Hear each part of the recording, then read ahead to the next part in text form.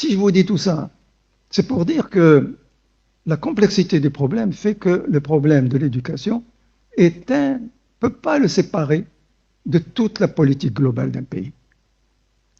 Il fait partie de tout le reste.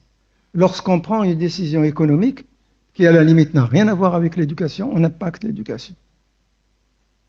J'ai dit à mes collègues, une bouderie, enfin, en quelque sorte. Ils m'ont posé la question. Un jour, je leur ai dit, écoutez, il faut qu'on fasse notre possible, mais sachez une chose. Les vrais ministres de l'éducation, il y en a deux. Ils m'ont dit que c'est que c'est. Je dis non, j'en fais pas partie. Finance et l'intérieur. Mais quand on dit ça, ça semble une plaisanterie. Mais c'est une réalité.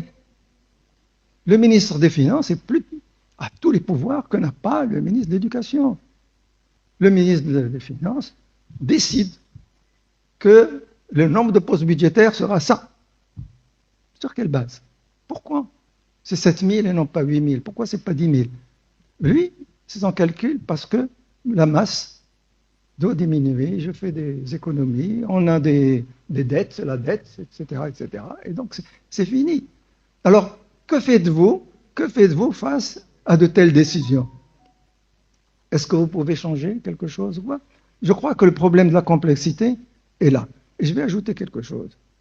Un des rapports nous a montré une chose terrible au Maroc. C'est le déterminisme social.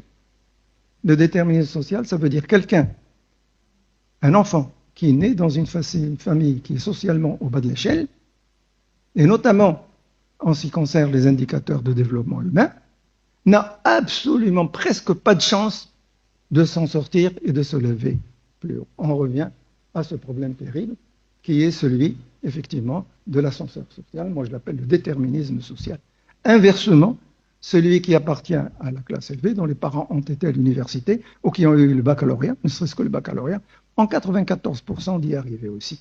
Alors, si nous voulons dans la suite aborder ce problème, nous ne pouvons pas faire l'économie de laisser l'éducation isolée dans le cadre des réflexions. Elle ne peut être vue que dans un cadre beaucoup plus large qui voit tout ce qui la tire vers le bas et tout ce qui peut la tirer vers le haut. Et c'est tout dire, la complexité des choses. Et enfin, et je crois que ça a été dit, une politique éducative, c'est du long terme. C'est du 20 ans, du 30 ans, du 40 ans.